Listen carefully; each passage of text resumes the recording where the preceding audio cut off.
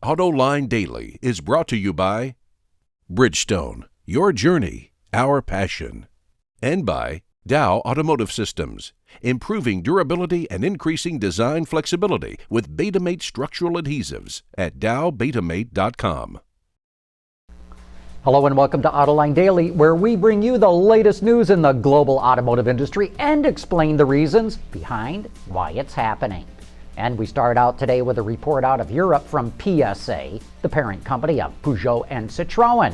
It is now admitting that its alliance with General Motors is going to yield 40% less savings than originally expected. It expects to save $1.2 billion in joint engineering and purchasing, but that's down from the $2 billion they originally announced. And here's my Autoline insight. This comes as no surprise. General Motors has a rich history of failed alliances with other automakers, and when the PSA deal was announced, we wondered why GM would even make such a move. It already had to write off the $400 million it poured into PSA. In other words, it was a complete waste of money. I think this is a key reason why GM Vice Chairman Steve Gursky, who was president of GM Europe when the deal was signed, is being removed from all operations at GM. He will remain on the GM board, though we'll see how long that lasts. Here's the problem with these kinds of alliances.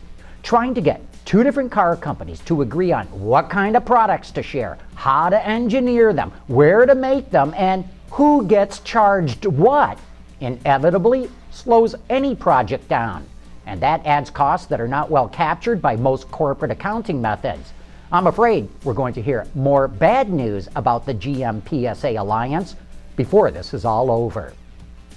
Protean Electric, the maker of in-wheel electric motors, is partnering with FAW-Volkswagen to develop an all-new electric propulsion system that uses Protean's hub motors.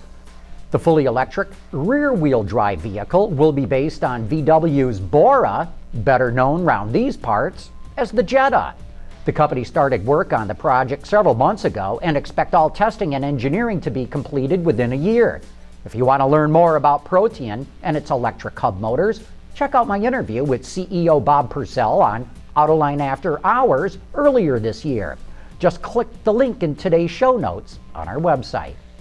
Woo! Talk about distracted driving. Check out this concept called the Willie bus.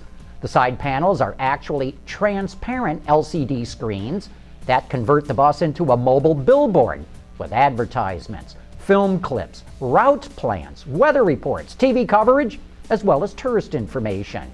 The designer, Tad Orlowski, says 2 European cities have expressed interest in the bus. You can get more information at his website. Just click on the link in today's show notes. Volvo has set quite a lofty goal for itself by 2020. No one should be killed or seriously injured in any of its new vehicles. To do so, it's developing what it calls scalable product architecture, which is a combination of a new safety frame and crash avoidance systems. The safety frame is a mix of different steel grades that will not add mass or weight, but will increase strength. It also features a unique electrical system that makes it not only easy to add new features, but to do it quickly.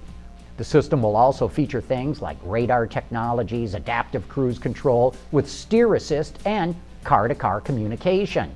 Some of Volvo's scalable product architecture will be seen in the upcoming all-new XC90. And BMW is giving us a look at its new M3 sedan and M4 coupe. The cars will be dropping their V8 in favor of a turbocharged inline-6 that puts out 425 horsepower. The engine can be mated to either a 6-speed manual or a 7-speed DCT. And when mated to that DCT, the cars are capable of hitting 60 miles an hour in only 3.9 seconds. It takes 4.1 with the manual. A few different styling cues can be spotted from their non-performance counterparts, mainly the massaged front and rear bumper fascias. The M3 and M4 will make their debut at the Detroit Auto Show next month. Hey, don't forget to tune in to Autoline After Hours tonight. I think Peter DeLorenzo will share some of his auto extremist thoughts on GM CEO Dan Ackerson that he wrote about on his website this week. And this should be a good one. So join us tonight starting at 6 p.m. Eastern Time on Autoline.tv. Coming up next, I'll be talking about the next executive who made it to our short list for the Autoline Executive of the Year. Here's one of the great things about the all-around performance of our Jeweler tires. Excellent traction. Do you need a ladder? Yes, I do. Okay. At Bridgestone, our passion for performance knows no bounds. As you know, I've been talking all week about those executives who made the short list for the Autoline Executive of the Year. I've put together a blue ribbon panel of automotive experts to help me choose the one automotive executive who stood out above the others this year.